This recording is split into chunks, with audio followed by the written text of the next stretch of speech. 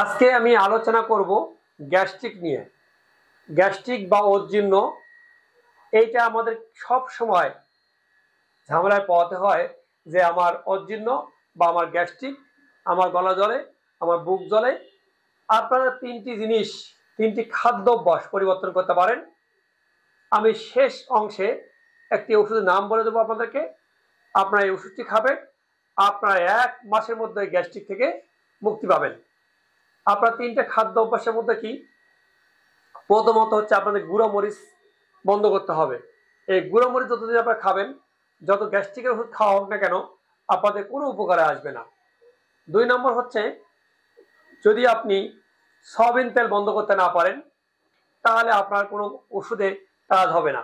কারণ আপনি allopathy, homeopathy, Ayurvedic যাই খান না কেন, আপনার কোনো উপকারে আসবে না যদি আপনি সয়াবিন তেল বন্ধ না করেন। এটা সয়াবিন তেল নয়, এটা পাম অয়েল, কেমিক্যাল যুক্ত তেল। দ্বিতীয়ত হচ্ছে, রাতে 8টার মধ্যে খাবার খেতে হবে এবং খুবই স্বল্প পরিমাণে খাবার এবং সবজি বা মাছ খাওয়া যাবে, পরিমাণে কম।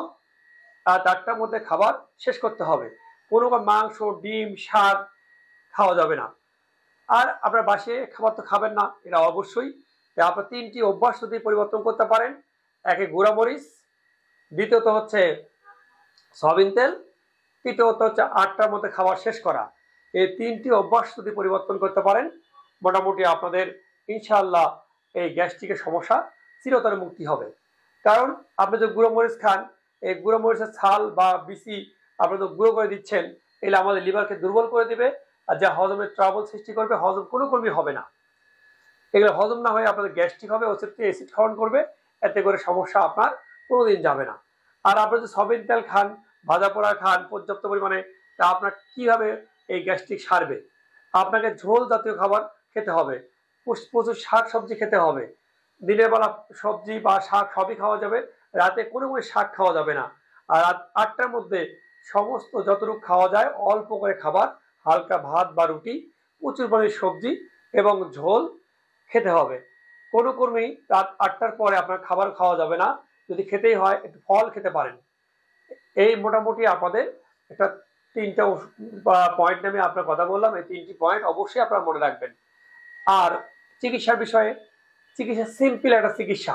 আপনার যদি গলা জ্বলা থাকে, পেট ফাঁপা থাকে, বুক জ্বলে, গলা জ্বলে, টক ঢেকুর, বুকে টক পানি ওঠা, পেট ফেঁপে থাকা, পায়খানা হজম না হওয়া, খাবারগুলো হজম না হওয়া, এই সমস্যাগুলো যদি থাকে আপনার, যে আমার পেটটা ফেঁপে থাকে, হজম হচ্ছে না, আপনি আমাদের একটি বায়োকেমিক ওষুধ নেট্রামফস 6x একটি করে বড়ি 2 বেলা খাবেন। যদি 7 দিন বা 15 দিনের মধ্যে উন্নতি না হয়, আপনি 12x একটি করে বড়ি 2 বেলা দিবেন। ইনশাআল্লাহ আপনি 1 মাসের মধ্যেই উন্নতি হবে। যদি আপনি এই 3টি জিনিস বাদ দিতে পারেন, গুঁড়ো মরিচ আর 8টার মধ্যে খাবার এবং সয়াবিন তেল, ইনশাআল্লাহ নেট্রামফস 6x শুরু করবেন। একটি করে বড়ি দিনে 2 বার খালি পেটে খাবেন।